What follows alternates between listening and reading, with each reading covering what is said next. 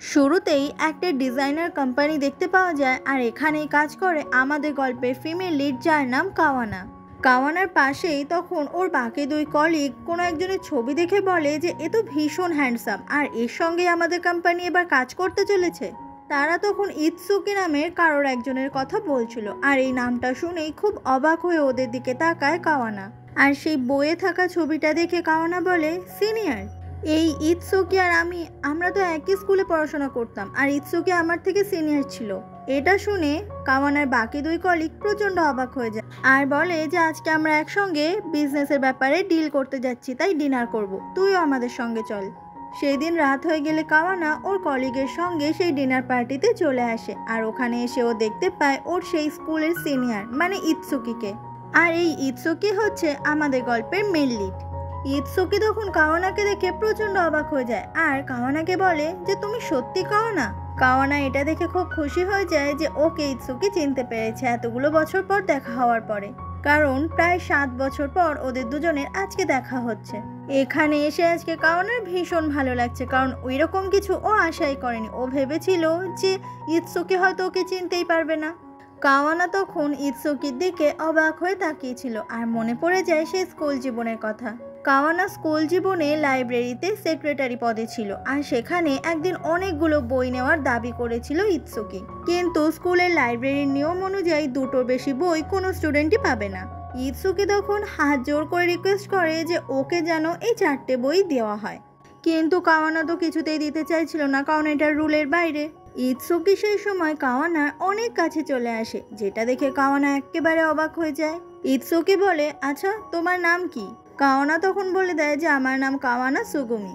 ইৎসুকি তখন বুদ্ধি করে একটা ছোট্ট কাগজের ওপর কাওয়ানা সুগুমির নাম আর ডেটটা লিখে দেয়। তার মানে এই বইগুলো দেওয়ার জন্য ও রাজি হয়ে গেছে, মানে ওর পারমিশন পেয়ে গেছে ইৎসুকি। কাওয়ানা বলে এই বইটা লাইব্রেরি থেকে বের করা বারণ রয়েছে, আর সেই জন্য ইৎসুকি তখন লাইব্রেরির ভেতরেই ওই বইটা পড়তে বসে পড়ে, কারণ আজকের মধ্যেই ওই বইটা ও আবারও জমা দিয়ে দেবে। আর যেহেতু বইটা স্কুলের বাইরে নিয়ে যাওয়া বারণ, তাই ওকে লাইব্রেরির ভেতরেই পড়তে হবে। এইভাবে দুপুর থেকে সন্ধ্যা হয়ে যায়, তখনও ওই বইটাই মন দিয়ে পড়তে থাকে ইৎসুকি। আর সেই সময় ওখানে চলে আসে কাওয়ানা। কাওয়ানা এসে বলে, তুমি তো সবে মাত্র অর্ধেক বইটাই পড়তে পেরেছো, বাকিটা কখন পড়বে? ইৎসুকি বলে, আমি একজন সফল আর্কিটেক্ট হতে চাই, আর সেই জন্যই এই বইটা পড়ার আমার অনেক দিনের ইচ্ছে ছিল। এটা শুনে কাওয়ানা খুব খুশি হয়ে যায়, আর সেই দিনের পর থেকেই ইৎসুকির প্রতি ক্রাশ খেয়েছিল কাওয়ানা। আর এরপর থেকে কাওয়ানা সবসময় ইৎসুকিকে লুকিয়ে লুকিয়ে দেখতে থাকতো, আর এইভাবে লুকিয়ে লুকিয়ে দেখতে কাওয়ানার ভীষণ ভালো লাগতো। তাই একদিন কাওয়ানা ঠিক করে ওই স্কুলটার খুব সুন্দর একটা ছবি আঁকবে, কারণ স্কুলে কিছুদিন পরে ফেস্টিভ্যাল রয়েছে, সেখানে ওর ছবিটা রাখতে চায়। আর সেই সময় ওখানকার মাঠে খেলা করছিল ইৎসুকি। ও ইৎসুকির দিকে তাকিয়ে তাকিয়েই ছবিটা আঁকা শুরু করতে থাকে। এরপর আবারও আমরা প্রেজেন্টে ফিরে আসি। ওরা দুজনে ওয়াশরুমে গিয়েছিল, আর সেখান থেকে বেরোনোর সময় ওরা দুজনে একটা জিনিস দেখে ভীষণ অবাক হয়ে যায়। ওরা দুজনে দেখতে পায় যে ইৎসুকি নিজের 2 পায়ে কেমন ঘষে ঘষে সরে যাচ্ছে, আর তারপরে একজন ওখানে একটা হুইল চেয়ার নিয়ে আসে, আর ইৎসুকি তখন অনেক কষ্ট করে সেই হুইল চেয়ারের ওপর বসে পড়ে, যেটা দেখে কাওয়ানা প্রচণ্ড অবাক হয়ে যায়, কারণ কাওয়ানা এটা কখনো ভাবতেই পারেনি যে এত বছর পর তার ক্রাশের সঙ্গে দেখা হবে, আর তার ক্রাশ এখন পঙ্গু। এরপরে ইৎসুকি ওদের দুজনকে গুড নাইট জানিয়ে ওখান থেকে চলে যায়, কিন্তু কাওয়ানা এতটাই বেশি অবাক হয়ে গিয়েছিল যে ও আর উল্টে গুড নাইট রিপ্লাইটাও করতে পারে না। পরের দিন যখন কাওয়ানা অফিসে চলে আসে, ওর বাকি 2 কলিগ আলোচনা করছিল যে ইৎসুকি এত হ্যান্ডসাম একজন হওয়া সত্ত্বেও সে পঙ্গু। একজন কলিগ বলে যে আমি তো ভেবেছিলাম যে আমি ওর সঙ্গে একটু ফ্ল্যাট করব, কিন্তু ও পঙ্গু দেখার পরে আমার তো আর সেটা ইচ্ছেই করলো না। এটা শোনার পর কাওয়ানার খুব খারাপ লাগে। ও তখন খুব রেগে যায় ওই কলিগটার ওপরে, আর বলে যে কেউ একজন পঙ্গু হলেই কি তাকে আর ভালোবাসা যায় না? অন্য কলিগটা যখন বুঝতে পারে যে ওদের দুজনের মধ্যে এক্ষুনি বড়সড় ঝামেলা লেগে যাবে, সেই জন্য ওই কলিগটা আরেকটা কলিগকে ওখান থেকে নিয়ে চলে যায়, যাতে ওদের দুজনের মধ্যে ঝামেলা না বাঁধে। পরের দিনই কাওয়ানা চলে আসে আর্কিটেক্ট কোম্পানিতে, যেখানে ইৎসুকি কাজ করে, কারণ ওদের কোম্পানি ইৎসুকিকে দিয়ে একটা ডিজাইন করাতে চায়, আর সেই জন্যই কাওয়ানা এখানে এসেছে। কাওয়ানা তখন নিজের মনকে বলতে থাকে যে স্বাভাবিক আচরণ করতে হবে, এটা একেবারেই দেখানো যাবে না যে ও এত বছর পর ইৎসুকিকে এইভাবে দেখে খুব অবাক হয়েছে। কাওয়ানা গিয়ে সেই সময় ইৎসুকিকে হঠাৎ করে প্রচণ্ড ভয় দেখায়, আর তাতে করে ইৎসুকি যে ডিজাইনটা করছিল সেটা নষ্ট হয়ে যায়। আর এটা দেখে কাওয়ানা তখন ইৎসুকিকে বারবার করে সরি বলতে থাকে। তবে ইৎসুকি এখানেই কাওয়ানাকে দেখে খুব অবাক হয়ে যায়, আর এইটা নষ্ট হওয়ার জন্য একটু রেগেও যায় না। কাওয়ানা সেই সময় ওদের কোম্পানির কিছু স্যাম্পেল আশিমোতো, মানে যে ইৎসুকির এই অফিসের সব থেকে ভালো পছন্দের কলিগ, তাকে দিয়ে দেয়। আর এই আশিমোতো সবসময় ইৎসুকিকে সাপোর্ট করে আর সবসময় ইৎসুকির পাশে থাকে। ইৎসুকি বলে, আমার অনেক ভালো লাগছে যে তোমার সঙ্গে আমি কাজ করার সুযোগ পাচ্ছি। এটা শুনে কাওয়ানা ভীষণ খুশি হয়ে যায়। এরপর ওরা দুজনে অফিস থেকে একসঙ্গে বেরোয় আর বলতে থাকে স্কুল জীবনের কথা। ইৎসুকি বলে, আমার যেন এখনো মনে হয় আমি সেদিনই স্কুল ড্রেস পরে স্কুলে যাচ্ছি, কিন্তু দেখো দেখতে দেখতে কতগুলো বছর কেটে গেছে। ইৎসুকি বলে, সে বছর স্কুলে যে ফেস্টিভ্যাল হয়েছিল সেখানে দেওয়ালে টাঙানো হয়েছিল কাওয়ানার আঁকা সেই ছবিটা, আর ছবিটা ভীষণ সুন্দর হয়েছিল। আর সেদিন ইৎসুকি সেই ছবিটা দেখতেও পেয়েছিল, ওর খুব ভালো লেগেছে। এরপর ওরা দুজনে চলে আসে একটা রেস্টুরেন্টে। যেহেতু অনেক বছর পর দেখা হয়েছে তাই একসঙ্গে আজকে ডিনারটা করবে। ইৎসুকি বলে, আমি জানি তোমার এখন একটাই প্রশ্ন যে আমার এই অবস্থা কিভাবে হলো। আমি যখন 3rd ইয়ারে পড়তাম তখন আমার একটা অ্যাক্সিডেন্ট হয়েছিল। আমি যখন রাস্তায় সাইকেল চালাচ্ছিলাম তখন একটা গাড়ি আমাকে ধাক্কা দিয়েছিল, আর সেই অ্যাক্সিডেন্টের জন্যই আমি এখন আর হাঁটতে পারি না। কিন্তু আমি কখনো থেমে থাকিনি। আমার স্বপ্ন আর্কিটেক্ট হওয়ার, সেই স্বপ্নটা আমি পূরণ করতে পেরেছি। অনেক কষ্ট হয়েছিল ঠিকই, কিন্তু আমি পেরেছি। আমি যখন প্রথম একটা কোম্পানিতে জয়েন করেছিলাম সেখানকার সমস্ত এমপ্লয়িরা আমাকে অপছন্দ করত, কারণ আমি পঙ্গু। আমার ডিজাইন তাদের ভালো লাগলেও তারা আমাকে কোম্পানিতে রাখতে চায়নি। সেই সময় আমি নিজেই ঠিক করেছিলাম আমি একটা কোম্পানি খুলবো নিজেই, আর সেই ইচ্ছেটা কিন্তু আমার এখনও রয়ে গেছে। ইৎসুকির মুখে এই কথাগুলো শুনে খুব খুশি হয়ে যায় কাওয়ানা, কারণ ইৎসুকি তার স্বপ্নের চাকরিটা করতে পারছে। পরের দিন কাওয়ানা যখন কাজ করছিল তখন একজন এসে বলে, বস বলছিল ইৎসুকিকে দিয়ে যে ডিজাইনটা করানো হচ্ছে সেই ডিজাইনটাতে যেন একটু কালারফুল করে। এই কথাটা জানানোর জন্য কাওয়ানা সেই সময় ইৎসুকির নাম্বারে ফোন করে, কিন্তু ফোনটা ইৎসুকি না ধরে তার কলিগ যে বন্ধু ছিল আশিমোতো সে ধরে। আর তারপরেই কাওয়ানা ছুটতে ছুটতে চলে আসে হসপিটালে। কাওয়ানা এরপর ছুটতে ছুটতে সেই রুমের ভেতর চলে আসে আর এসে দেখতে পায় ওখানে ট্রিটমেন্ট হচ্ছে ইৎসুকি, কারণ ইৎসুকি হসপিটালে ভর্তি। আর এটা দেখে কাওয়ানা একেবারে অবাক হয়ে যায়। নার্স এসে সেই সময় কাওয়ানাকে এই রুম থেকে বেরিয়ে যেতে বলে। কাওয়ানা যখন বাইরে আসে তখন ওর আশিমোতোর সঙ্গে দেখা হয়ে যায়। আশিমোতো বলে যে ওর যে অ্যাক্সিডেন্টটা হয়েছিল সেটাতে ওর স্পাইনাল কর্ড ইনজুরি হয়েছিল, মানে মেরুদণ্ডে চোট পেয়েছিল। আর সেই চোট লাগার জায়গাটা এত বছর হয়ে গেলেও এখনো পর্যন্ত সারেনি। সেখানে মাঝে মাঝে প্রচণ্ড ব্যথা হয়, আর সেই ব্যথা থেকে প্রচণ্ড জ্বর আসে।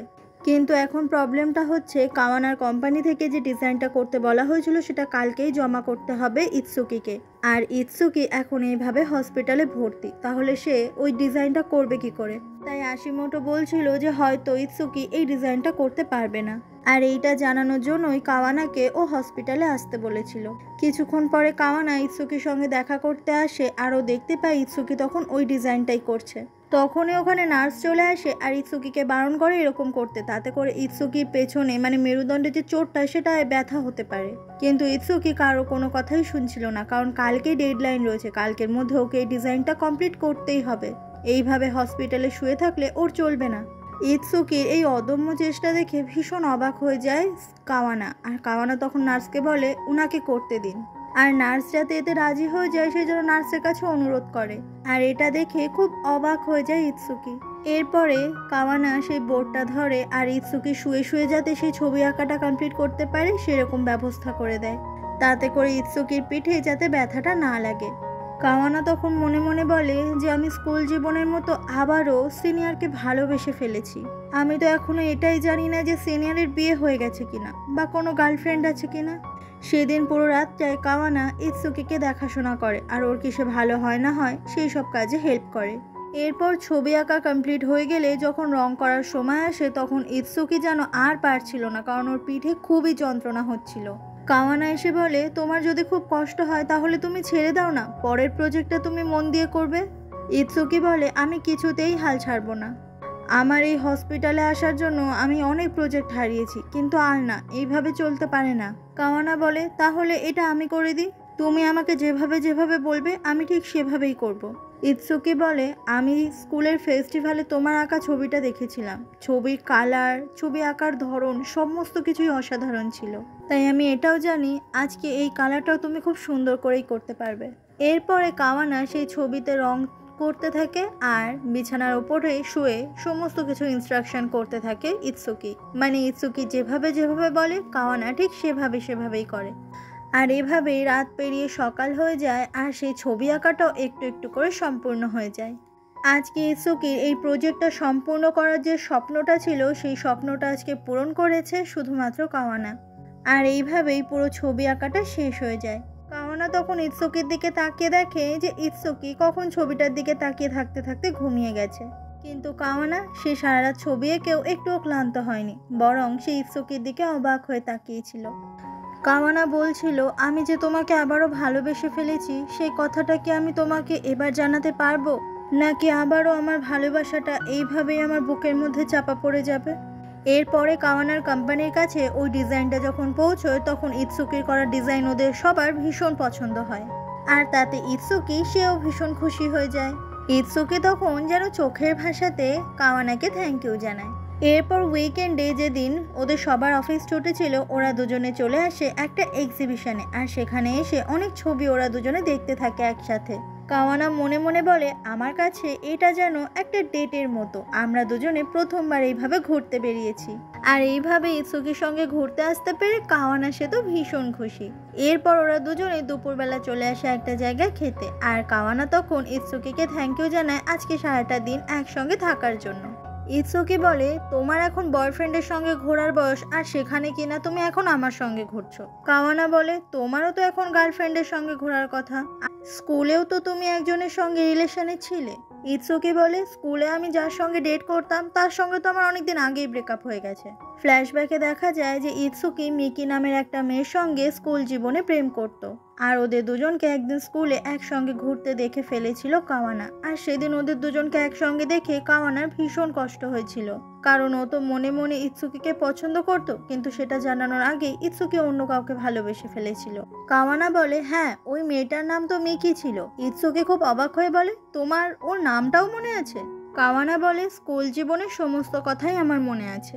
এরপর ওরা দুজনে মিলে বলে যে ওদের স্কুল থেকে একটা রিউনিয়ন ঠিক করেছে আর সেখানে ভাবছে কাওয়ানা যাবে। আর এটা শোনার পরে ইতসুকি বলে সেও যাবে। দেখতে দেখতে সেই স্কুলের রিউনিয়নের দিনটা চলে আসে আর সেখানে কাওয়ানা আর ইতসুকি একসাথে আসে। আজকে এতগুলো বছর পরে তাদের সেই পুরনো বন্ধুগুলোর সঙ্গে দেখা হওয়ার সুযোগ এসেছে। এখানে আসতেই ইতসুকির বেশ কিছু বন্ধু ওর সঙ্গে কথা বলার জন্য একেবারে ছুটে আসে। আর ইতসুকি ওদের সঙ্গে গল্প করতে পেরে দারুণ খুশি। আর এদিকে কাওয়ানারও কিছু পুরনো বন্ধুর সঙ্গে দেখা হয়ে যায়, ওরাও তখন একসঙ্গে গল্প করা শুরু করে। এদিকে ইতসুকির তখন এই রিউনিয়নে দেখা হয়ে যায় ওর এক্স গার্লফ্রেন্ড মিকির সঙ্গে। দূর থেকে কাওয়ানা সেই সময় ওদের দুজনের দিকে তাকিয়েছিল। ঠিক সেই সময় কোরেদা নামের একটা ছেলে চলে আসে কাওয়ানার সঙ্গে কথা বলতে। এই কোরেদা নামের ছেলেটাকে অনেক বছর পরে দেখে কাওয়ানা খুব খুশি হয়ে গেছে, কারণ এই ছেলেটা স্কুল জীবনে খুবই লাজুক ছিল। আর কোনো মেয়ে তো দূরের কথা, ছেলেদের সঙ্গেও কথা বলতো না, কিন্তু আজকে সে বেশ হ্যান্ডসাম। ইতসুকি এসে কাওয়ানাকে বলে, আমি একটু বাইরে গিয়ে ওর সঙ্গে কথা বলছি। কথাটা বলেই মিকিকে সাথে করে নিয়ে ইতসুকি ওখান থেকে চলে যায়, যেটা দেখে কাওয়ানার মনটা একটু খারাপ হয়ে যায়, কারণ মিকি যে ইতসুকির পুরনো এক্স গার্লফ্রেন্ড। অনেকক্ষণ হয়ে গেলে কাওয়ানা চারিদিকে তখন খুঁজছিল ইতসুকিকে। এদিকে ইতসুকি আর মিকি কথা বলছিল অনেকটা দূরে এসে। মিকি বলে, আমি আজকে তোমাকে কিছু বলতে চাই, কিছুদিন পরেই আমার বিয়ে। এটা শুনে নিশ্চয়ই তুমি খুব শান্তি পেয়েছো। ইতসুকি বলে, আমার এসবে কিছু যায় আসে না। মিকি বলে, তুমি ঠিক বলেছো। কথাটা বলার পরে মিকি তখন কান্না করতে শুরু করে। সেই সময় দূর থেকে দাঁড়িয়ে কাওয়ানা ওদের এই সমস্ত কথাগুলোই শুনতে পাচ্ছিল। মিকি তখন ইতসুকির কাছে আসে আর কান্না করতে করতে বলে, আমি যেমন জীবনে খুশি খুঁজে নিয়েছি, আমি চাই তুমিও সেটাই করো। কথাটা বলে মিকি ওখান থেকে কান্না করতে করতে চলে আসে। সমস্ত কথা শুনে কাওয়ানা এটা বুঝতে পারে যে ব্রেকআপটা আসলে করেছিল মিকি নয়, ইতসুকি। ইতসুকি তাড়াতাড়ি করে মিকির পেছন পেছন আসে আর ওকে ডাকে। কাওয়ানাকে দেখে মিকি চিনতে পারে আর বলে, তুমি সেই লাইব্রেরিতে সেক্রেটারি ছিলে না? কাওয়ানা বলে, হ্যাঁ। তুমি যে এক্ষুনি বিয়ের কথা বলছিলে। মিকি বলে, তুমি নিশ্চয়ই ভাবছো আমি খুব কঠোর মনের একজন মানুষ, তাই না? কাওয়ানা বলে আমি সেটা ভাবছি না। মিকি বলে আসলে সবাই ভাবে আমি হয়তো ইৎসুকিকে ছেড়ে চলে গেছি, কিন্তু কেউ এটা জানে না যে ইৎসুকি আমাকে নিজের জীবন থেকে সরিয়ে দিয়েছে। ও মনে করতো আমি ওর জীবনে থাকলে হয়তো আমি আমার জীবনটাকে নষ্ট করব। সেই জন্য ওর জীবন থেকে আমাকে বাজেভাবে তাড়িয়ে দিল। এরপরে কাওয়ানা আবার চলে আসে ইৎসুকির কাছে, আর ইৎসুকি তখন মন খারাপ করে বসেছিল। এরপর একদিন কাওয়ানা নিজের গাড়িতে করে ইৎসুকিকে নিয়ে বেরোয়। ইৎসুকি জিজ্ঞাসা করে তুমি আমাকে কোথায় নিয়ে যাচ্ছ? কাওয়ানা বলে সেটা একটা সারপ্রাইজ, আমি তোমাকে এখন বলবো না। এরপরে ওরা দুজনে চলে আসে একটা জায়গায়, কিন্তু এখানে এসে বুঝতে পারছিল না ইৎসুকি যে আসলে এটা কোথায়। কাওয়ানা বলে এখানেই আজকে মিকির বিয়ে হচ্ছে। ইৎসুকি বলে আমাকে নিয়ে বাড়ি চলো। কাওয়ানা ইৎসুকির কোনো কথা শোনে না, আর গাড়ি থেকে সেই হুইল চেয়ারটা বার করে আর সেই হুইল চেয়ারে ইৎসুকিকে বসতে বলে, কিন্তু ইৎসুকি কিছুতেই বসতেই চাইছিল না। কাওয়ানা বলে অন্তত আজকে মিকিকে একবার কনগ্রাচুলেশনস জানাও। এরপরে দেখা যায় মিকি তার হাজব্যান্ডের সঙ্গে সুন্দর করে আসছিল, কারণ ওদের দুজনের বিয়েটা হয়ে গেছে, আর সবাই মিলে ওদের গায়ে ফুল ছুটছিল আর কনগ্রাচুলেট করছিল। মিকি নতুন জীবন শুরু করতে পেরে আজকে ওকে অনেক খুশি দেখাচ্ছিল। আর দূর থেকে কাওয়ানা ইৎসুকিকে নিয়ে ওখানে দাঁড়িয়েছিল আর ভিড়ের মধ্যে থেকে মিকিকে দেখছিল। মিকি সেই সময় দূর থেকে ওদের দুজনকে দেখতে পায়। আসলে ইৎসুকির সঙ্গে যে অ্যাক্সিডেন্টটা হয়েছিল, যখন ইৎসুকি জানতে পেরেছিল ও আর কখনো হাঁটতে পারবে না, সারা জীবন পঙ্গু হয়ে থাকবে, সেই জন্যই ও ওর জীবন থেকে মিকিকে তাড়িয়ে দিয়েছিল। কারণ ইৎসুকি চায়নি যে একজন পঙ্গু মানুষের সঙ্গে মিকি সারাটা জীবন কাটাক। আর আজকে এখানে নিজের বিয়ের আসরে ইৎসুকিকে দেখে মিকি ভীষণ ইমোশনাল হয়ে যায়, আর তার সাথে সাথে ভীষণ খুশি হয় যে অবশেষে ইৎসুকি ওকে কনগ্রাচুলেশনস জানাতে এসেছে। ইৎসুকি বলে আজকে মিকিকে এতটা খুশি দেখে আমার ভীষণ ভালো লাগছে। কাওয়ানা মনে মনে বলে আজকে যদি সিনিয়রের সঙ্গে এই অ্যাক্সিডেন্টটা না হতো তাহলে ওরা দুজন আজকে এইভাবে বিয়ে করতো। ইৎসুকি বলে কাওয়ানা আজকে এখানে আনার জন্য তোমায় অনেক অনেক থ্যাংক ইউ। এরপর হ্যান্ডিক্যাপদের একটা বাস্কেটবল টুর্নামেন্ট হচ্ছিল, আর সেখানে অংশগ্রহণ করেছিল ইৎসুকি, আর দৌড় থেকে খুব উৎসাহ করছিল কাওয়ানা। আজকে ইৎসুকিকে এইভাবে খেলতে দেখে কাওয়ানার মনে পড়ে যায় এইভাবেই ও একদিন লুকিয়ে লুকিয়ে স্কুলে দেখছিল ইৎসুকিকে। সেদিনও ইৎসুকি এমনই বাস্কেটবল খেলছিল। এরপর ওরা দুজনে চলে আসে একটা জায়গায় খেতে। তখনই হঠাৎ করেই একটা বাচ্চা বিড়ালের ডাকার শব্দ ওরা দুজনেই শুনতে পায়। কাওয়ানা তখন চারিদিকে খুঁজতে খুঁজতে ওখানে পেয়ে যায় একটা ছোট্ট বিড়াল ছানা, যেটাকে দেখে কাওয়ানা আর ইৎসুকি দুজন মিলেই অনেক খুশি হয়ে যায়। ইৎসুকি তখন ওটাকে কোলে নেয় আর ঠিক করে ও এটাকে বাড়িতে নিয়ে যাবে আর এবার থেকে একে পুষবে, কারণ বাড়িতে তো ইৎসুকি একাই থাকে, এবারও একটা নতুন বন্ধু পেল। আর এইভাবে ইৎসুকিকে এতটা খুশি হতে দেখে, এতটা হাসতে দেখে কাওয়ানা সেও ভীষণ খুশি হয়ে যায়। এরপর আবারও একদিন ইৎসুকির হসপিটালে ভর্তি হওয়ার খবর পেয়ে ছুটতে ছুটতে কাওয়ানা ওখানে চলে আসে। এখানে কাওয়ানাকে দেখে ইৎসুকি বলে আমি আশিমোতোকে বলেছিলাম ও যেন তোমাকে এই খবরটা না জানায়। চিন্তা করো না, আমি ঠিক আছি। আর ওই অ্যাক্সিডেন্টের পরে আমাকে প্রত্যেক মাসে 3-4 বার করে হসপিটালে এসে থাকতেই হয়, আর কালকে আমাকে আবারও হসপিটাল থেকে ছেড়ে দেবে। এটা শুনে কাওয়ানা খুব নিশ্চিন্ত বোধ করে। সেই সময় ওখানে একজন বয়স্ক মহিলা চলে আসে, আর এটাই হচ্ছে ইৎসুকির মা।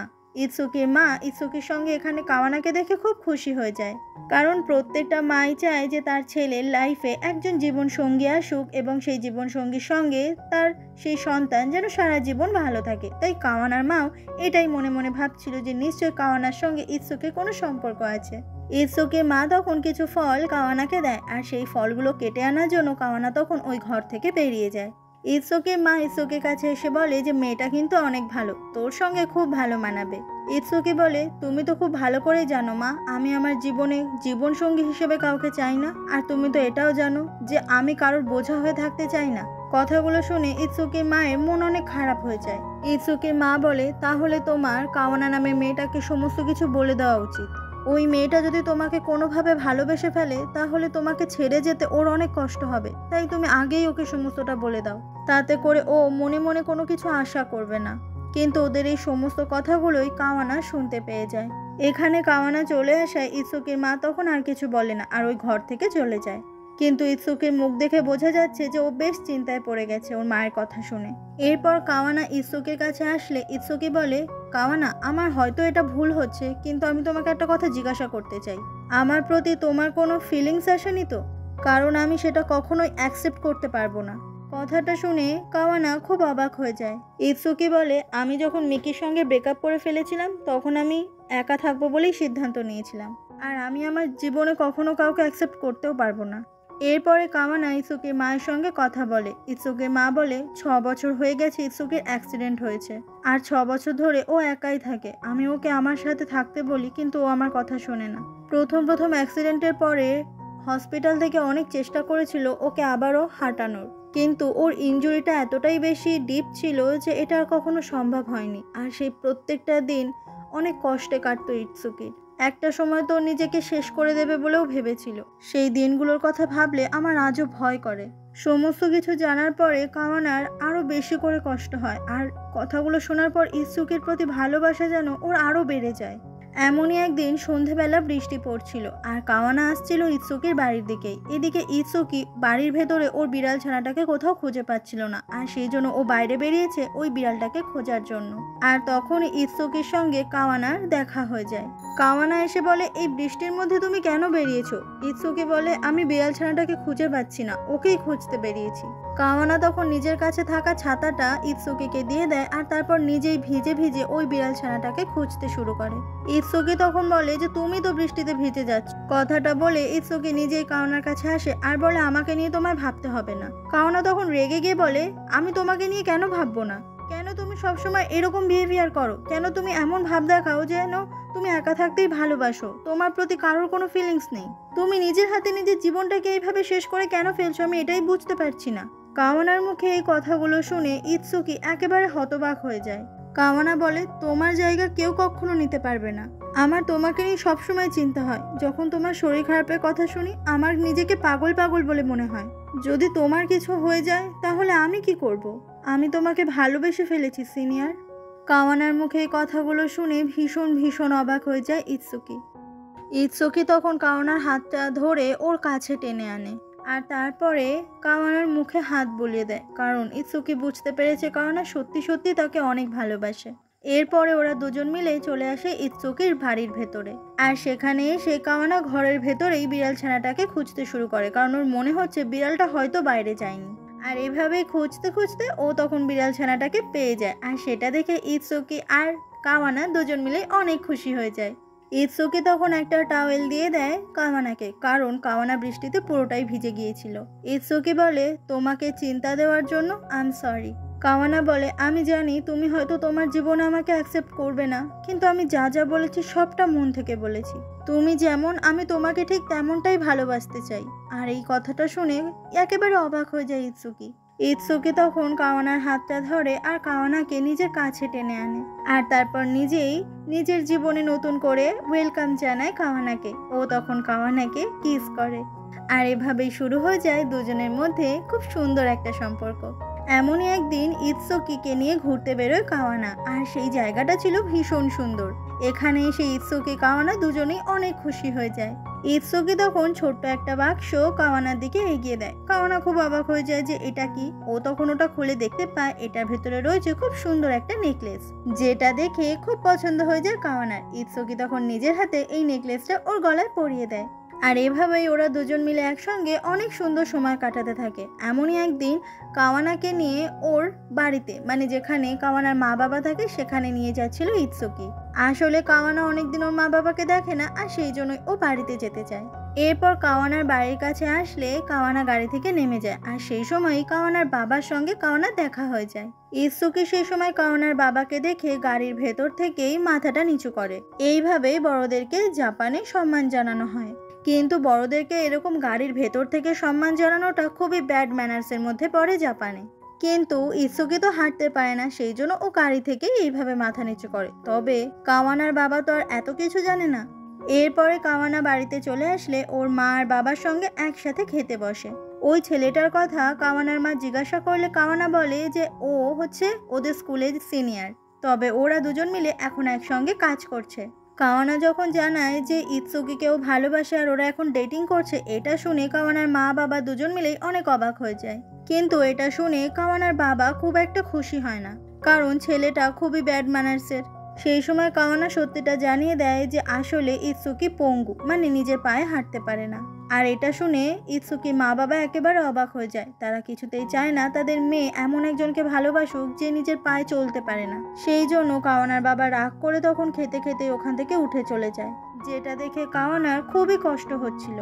এরপর একদিন কাওয়ানা আর ইৎসুকি একসঙ্গে বসে খুব সুন্দর সময় কাটাচ্ছিল। ইৎসুকি বলে, আচ্ছা কাওয়ানা, তোমার বাবা সেদিন আমার উপর নিশ্চয়ই অনেক রেগে গেছিল, আমি গাড়ি থেকে ওরকম নামিনি। কাওয়ানা তখন মিথ্যে বলে যে না না, আমার বাবা কিছুই রাগ করেনি। সেই সময় কিছু একটা কেনার জন্য ওখান থেকে ইৎসুকি চলে যাচ্ছিল। তখন পেছন থেকে ছুটতে এসে ইৎসুকিকে জড়িয়ে ধরে কাওয়ানা, কারণ কাওয়ানা কোনো মতেই ইৎসুকিকে নিজের জীবন থেকে আর বাদ দিতে পারবে না, কারণ সে যে ইৎসুকিকে অনেকটা বেশি ভালোবেসে ফেলেছে। কাওয়ানা একবারও ইৎসুকিকে এটা জানতে দেয় না যে তার মা বাবা তাদের এই সম্পর্কটাকে মেনে নেয়নি। আর এই সমস্ত কথাই কাওয়ানা ইৎসুকির থেকে লুকিয়ে যায়, কারণ ইৎসুকি যদি এটা জানতে পারে তাহলে ইৎসুকির অনেক খারাপ লাগবে। এমনই একদিন কাওয়ানা আর ইৎসুকি দুজন মিলে চলে আসে ইৎসুকির বাড়িতে, আর তখনই একজন নতুন ক্যারেক্টার দেখা যায়। এটা হচ্ছে ইৎসুকির কেয়ারটেকার। এই মহিলাটির নাম হচ্ছে আই। সে আসলে 1 মাসের জন্য হোম টাউনে গিয়েছিল আর সেই জন্যই ছুটিতে ছিল। আজকে থেকে সে আবার এখানে এসে জয়েন করছে। আই আজকে এটা দেখে খুব অবাক হয়ে যায় যে ইৎসুকি প্রেমে পড়েছে আর সে নাওয়াকাকে নিয়ে বাড়িতেও এসেছে।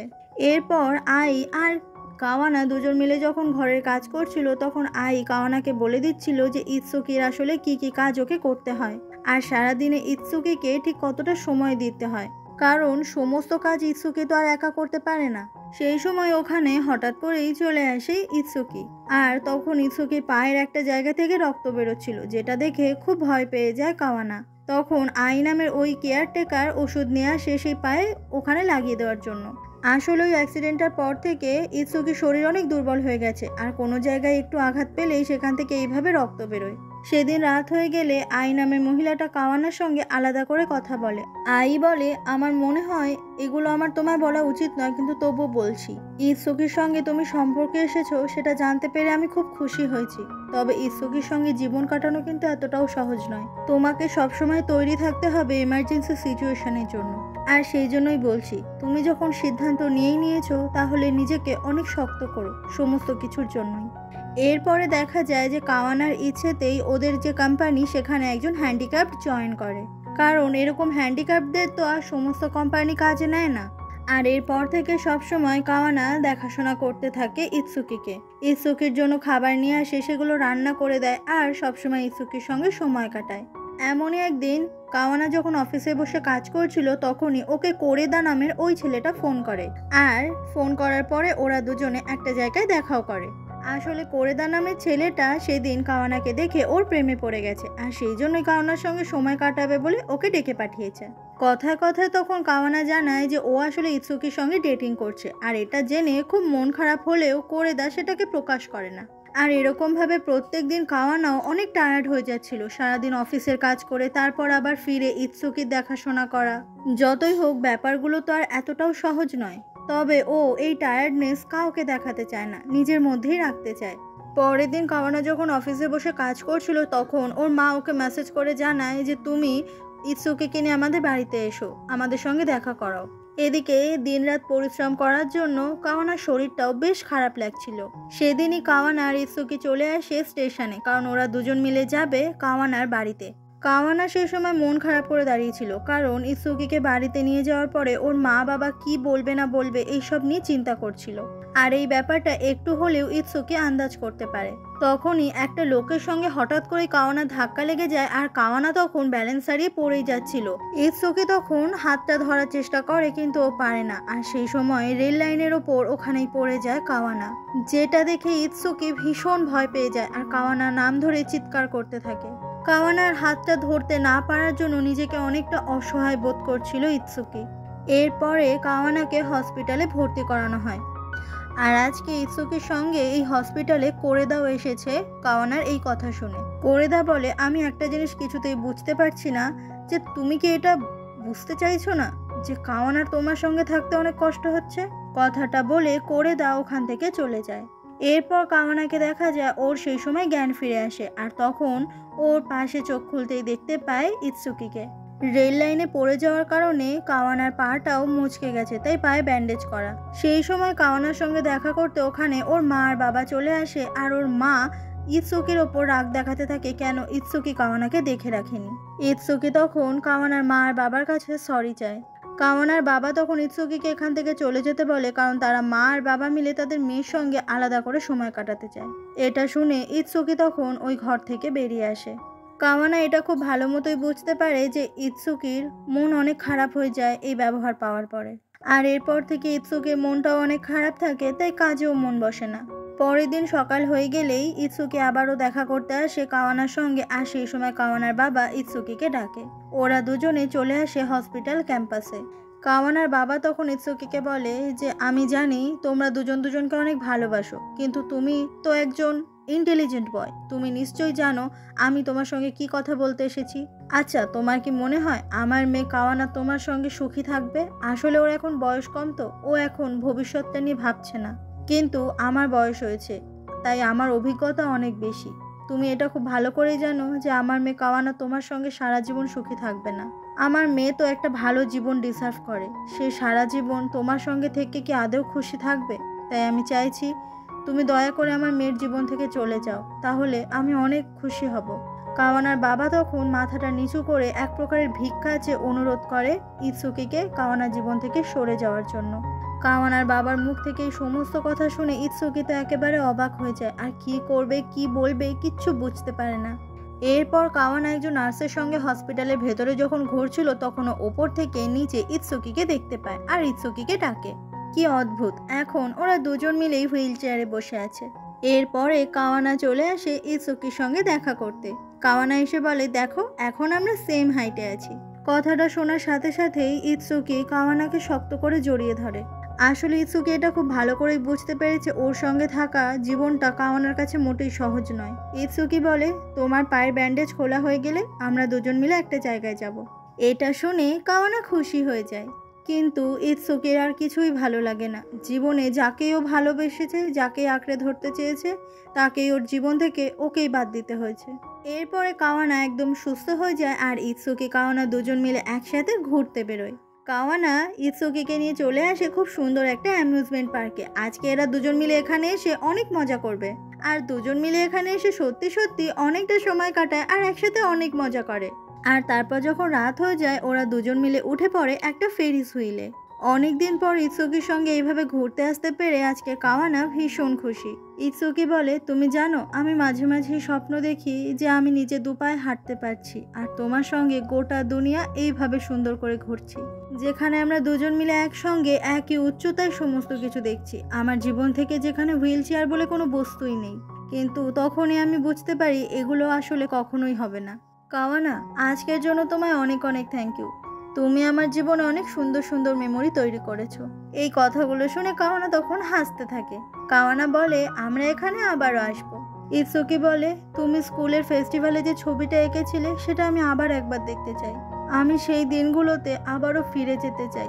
সেই সময় আমি তোমাকে নিজের কাছে টেনে নিতে চাই।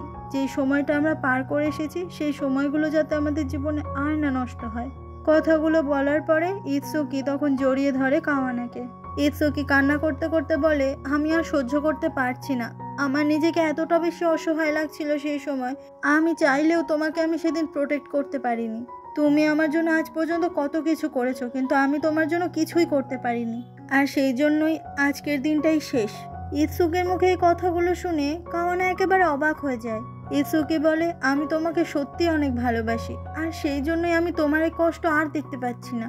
সব কিছুর জন্য তোমাকে অনেক অনেক থ্যাঙ্কস। কাওয়ানা সেই সময় ইৎসুকিকে জড়িয়ে ধরে বলে, না তুমি এসব কি বলছো? ইৎসুকি বলে, আমাদের ব্রেকআপ করে নেওয়াটাই ভালো হবে। কাওয়ানা তখন প্রচণ্ড পরিমাণে কান্না করতে থাকে আর বারবার করে বলতে থাকে যে না প্লিজ তুমি এমনটা করো না। আর এইভাবেই ওদের দুজনের মধ্যে ব্রেকআপ হয়ে যায়, আর মাঝখানে অনেকগুলো দিনও কেটে যায়। কিন্তু আজও এক মুহূর্তের জন্য ইৎসুকিকে কাওয়ানা ভুলে থাকতে পারেনি।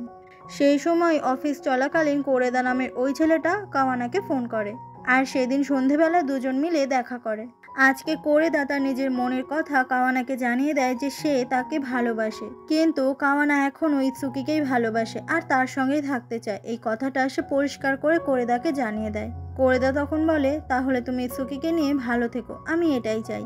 এরপরে কাওয়ানা চলে আসে ওর বাড়িতে ওর মা বাবার সঙ্গে সময় কাটাতে। কাওয়ানা ওর মা বাবাকে এটা একদমই বুঝতে দিতে চায় না যে কাওয়ানা আসলে ভালো নেই। আর কাওয়ানাকে এতটা খুশি দেখে কাওয়ানার বাবা আজকে ভীষণ খুশি হয়। কিছুক্ষণ পরে কাওয়ানা চলে আসে নিজের ঘরে আর মন খারাপ করে দাঁড়িয়ে থাকে। তখনই ওর মনে পড়ে ইৎসুকি বলেছিল তোমার স্কুল ফেস্টিভ্যালে আঁকা ওই ছবিটা আমি আরও একবার দেখতে চাই।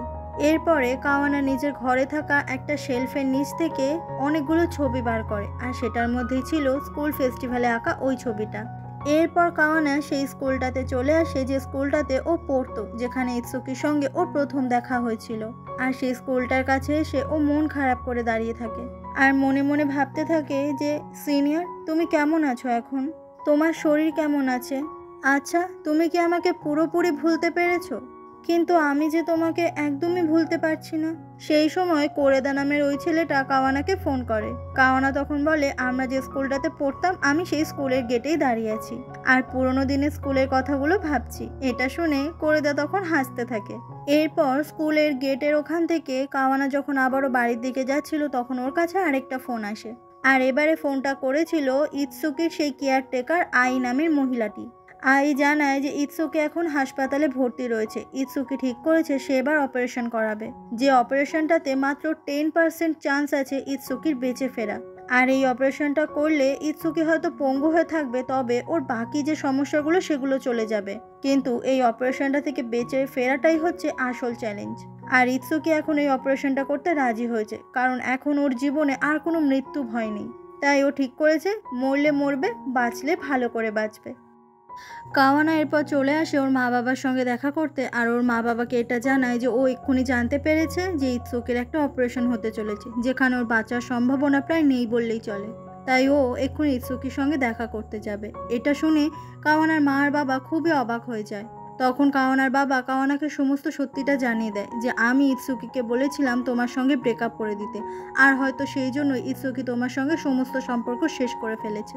তবে আমি এখন বলছি তুমি ইৎসুকির কাছে ফিরে যাও, আর ইৎসুকি সুস্থ হয়ে গেলে তোমরা দুজনে সারাটা জীবন একসঙ্গে থাকো। আমি আর তোমার মা তোমাদের দুজনকে সবসময় আশীর্বাদ করব। এটা শুনে সেই সময় কাওয়ানা খুব কষ্ট পায়, কারণ ওর বাবার জন্যই আজকে ইৎসুকি আরও এত কষ্ট পেয়েছে। সব থেকে বেশি কষ্ট পেয়েছে তো ইৎসুকি, সে আজকে নিজের জীবনের সঙ্গেই লড়াই করছে। এরপর আর একটু দেরি না করে তাড়াতাড়ি করে কাওয়ানা বেরিয়ে পড়ে। এরপর তাড়াতাড়ি করে চলে আসে সেই হসপিটালে যেখানে ইৎসুকি এখন ভর্তি আছে। আর এইভাবে আসার সময় কাওয়ানা ভগবানের কাছে ভিক্ষা চাইছিল যেন সে আবারও ইৎসুকিকে নিজের জীবনে ফিরে পায়, কারণ ইৎসুকিকে ছাড়া বেঁচে থাকা অসম্ভব কাওয়ানার কাছে। অপারেশন থিয়েটারের সামনে আসতেই আই নামের ওই কেয়ারটেকার আর ইৎসুকির মায়ের সঙ্গে দেখা হয়ে যায় কাওয়ানার। তখনই একজন নার্স এসে জানায় যে অপারেশন সাকসেসফুল হয়েছে, কিন্তু তবুও এখনও ইৎসুকির জন্য অনেক চিন্তা হচ্ছিল কাওয়ানার। আই নামের কেয়ারটেকার তখন একটা চিঠি কাওয়ানার দিকে এগিয়ে দেয় আর বলে আমাকে এটা ইৎসুকি তোমাকে দিতে বলেছিল। এরপরে কাওয়ানা চলে আসে ওয়েটিং রুমে আর সেখানে ও সেই সময় চিঠিটা খোলে আর দেখতে পায় যে ইৎসুকি ওর উদ্দেশ্যে অনেক কিছু লিখেছে। ইৎসুকি লিখেছে আমি জানি না এই চিঠিটা তুমি যখন পড়বে তখন আমি পৃথিবীতে বেঁচে থাকবো কিনা, তবে আমি তোমাকে মরে যাওয়ার আগে কয়েকটা কথা বলে যেতে চাই, যে কথাগুলো বলার সুযোগ হয়তো আমি আর কখনোই পাবো না। আমি জানি আমি তোমার সঙ্গে ব্রেকআপ করেছি বলে তুমি আমাকে অনেক ভুল বুঝছো। আমি এটাও জানি ব্রেকআপের পরে তুমি আমার থেকেও হয়তো অনেক বেশি কষ্ট পাচ্ছ, কিন্তু বিশ্বাস করো আমি তোমার ভালোর জন্য তোমার সঙ্গে ব্রেকআপ করেছি। আমি চাই না আমি কারোর বোঝা হয়ে সারা জীবন থাকি, আর আমি এটাও চাই না যে তোমাকে প্রত্যেক দিন আমার খেয়াল রাখার জন্য এতটা কষ্ট করতে হবে। আমার মাঝে মাঝে সেই স্কুল জীবনে আবারও ফিরে যেতে ইচ্ছে করে, যেখানে তোমার সঙ্গে আমার প্রথম দিন পরিচয় হয়েছিল। কেন সেদিন আমি তোমার সঙ্গে সম্পর্ক তৈরি করিনি? তাহলে হয়তো জীবনের অনেকগুলো সময় আমি তোমার সঙ্গে কাটাতে পারতাম, আর সেই সময়গুলো হতো আমার জীবনের শ্রেষ্ঠ সময়। তুমি যদি আমার মৃত্যুর খবর পাও তাহলে কষ্ট পেও না, আকাশের দিকে তাকিয়ে থেকো আর আমাকে অনুভব করো। তুমি ভাববে আমি তোমার আশেপাশেই আছি। নিজেকে তুমি কখনো একা ভাববে না, আমি তোমার সাথে সব সময় আছি। এই চিঠির লেখাগুলো পড়ে অনেক অনেক কান্না করতে থাকে কাওয়ানা, কারণ ও এখনো অবধি জানে না ইৎসুকিকে ও নিজের কাছে ফিরে পাবে কিনা। আর সেই জন্যই আজকে কাওয়ানার ভীষণ কষ্ট হচ্ছিল ইৎসুকির জন্য। এরপর 1 বছর পরের ঘটনা দেখানো হয়। এখন বসন্তকাল চলছে আর চেরি গাছে কি সুন্দর চেরি ফুল ফুটে আছে, আর সেটাই সেই সময় একা দাঁড়িয়ে দাঁড়িয়ে দেখছিল কাওয়ানা। কাওয়ানা আজকে তাদের সেই পুরনো স্কুলটার মাঠেই দাঁড়িয়ে রয়েছে, যে স্কুলটার মাঠে ও দাঁড়িয়ে সেই ছবিটা এঁকেছিল। আর ঠিক সেই সময় একজন ওর নাম ধরে ডাকে, আর সেটা হচ্ছে ইতসুকি। সেই অপারেশনটার পরে ইতসুকি এখন একদম সুস্থ হয়ে গেছে, শুধুমাত্র পায়ে হাঁটতেই পারে না, তাছাড়া আর কোনো সমস্যা নেই। আজকে ওরা দুজন মিলে সেই পুরনো স্কুলটাতে এসেছে সেই দিনেরগুলো স্মৃতি মনে করার জন্য। আর আজকে অবশেষে কাওয়ানা তার সেই স্কুলের সিক্রেটটা ইতসুকিকে জানিয়ে দেয় যে সেই স্কুল জীবন থেকে সে মনে মনে ইতসুকিকে ভালোবাসতো, কিন্তু কখনো ইতসুকিকে নিজের মনের কথা বলার সাহসটা পায়নি। কিন্তু এরপরে ও দেখতে পেয়েছিল ইতসুকি সেই মিকির সঙ্গে প্রেম করছে, আর তারপর তো ও আরোই কিছু জানায়নি। কাওয়ানার মুখে আজকে এই কথাটা শুনে ভীষণ অবাক হয়ে যায় ইতসুকি, যে এত বড় সিক্রেটটা কাওয়ানা এতদিন ওকে বলেনি। ইতসুকি তখন অবাক হয়ে কাওয়ানার দিকে তাকিয়ে থাকে। কাওয়ানা বলে, বিশ্বাস করো সিনিয়র, আমি তোমাকে খুব খুব ভালোবাসি আর সারাটা জীবন তোমার সঙ্গেই কাটাতে চাই। আমাদের জীবনে যে কোনো পরিস্থিতি আসুক না কেন, আমরা দুজন দুজনকে কেউ কখনো ছেড়ে যাব না, কথা দাও আমাকে। ইতসুকি বলে, কাওয়ানা, আমি যখন হসপিটালের বিছানায় শুয়েছিলাম আর নিজের মৃত্যু গ্রহণ করার জন্য তৈরি ছিলাম, সেই সময় পুরো আমি তোমার কথাই ভেবেছিলাম। সেই সময় আমি ভাবছিলাম যদি তোমাকে একটা বার দেখতে পারতাম, তোমার মুখটা দেখার পরে আমি মরতাম, তাহলেই হয়তো আমার মৃত্যুটাও অনেক সুন্দর হতো। আর হ্যাঁ, তুমি আমার কাছে ঠিক এতটাই স্পেশাল, যাকে নিয়ে আমি সারাটা জীবন কাটাতে পারি, যার সাথে আমি সারাটা জীবন কাটাতে চাই। ইতসুকির মুখে এই কথাগুলো শুনে কাওয়ানা সে তো ভীষণ খুশি হয়ে যায়। আর দুজন দুজনকে সেই সময় প্রমিস করে যে এবার থেকে যাই হোক না কেন কেউ কাউকে ছেড়ে কখনো কোথাও যাবে না। আর তারপরেই ইতসুকি কাছে টেনে নেয় কাওয়ানাকে আর ওকে কিস করে, সেই স্কুলের মাঠটাতেই আর সেই স্কুলের জায়গাটাতেই যেখান থেকে ওদের হয়তো প্রেমটা শুরু হতেই পারতো। আর এরপরে দেখা যায় সেই দিনটা যেদিন কাওয়ানা আর ইতসুকি দুজনের বিয়ে। আর আজকে ইতসুকি কাওয়ানার জন্য অপেক্ষা করছিল। কাওয়ানাকে তো দেখতে ভীষণ সুন্দর লাগছে। ওদের এই বিয়েটাতে ওখানে সবাই উপস্থিত ছিল, সবাই ওদের দুজনের বিয়েতে অনেক খুশি। আর তারপরে কাওয়ানা চলে আসে ইতসুকির কাছে, আর ইতসুকি তখন কাওয়ানার মুখের কাপড়টা সরিয়ে ওকে মন ভরে দেখতে থাকে। আর তারপরে ওরা দুজন দুজনের হাতে আংটিটা পরিয়ে দেয়, যেটা বিয়ের একটা নিয়ম। আর ওদের দুজনকে এক হতে দেখে ওদের ফ্যামিলির, ওদের সেই অফিসের কলিগরা, বাকি সবাই ভীষণ ভীষণ খুশি। আর এভাবেই ওদের দুজনের বিয়েটা খুব সুন্দর করে শেষ হয়ে যায়, আর তাতে করে ওরা দুজনে তো সব থেকে বেশি খুশি। আর এমনই একটা সুন্দর মুহূর্তের সাথে সাথে আজকের এই গল্পটাও শেষ হয়ে যায়।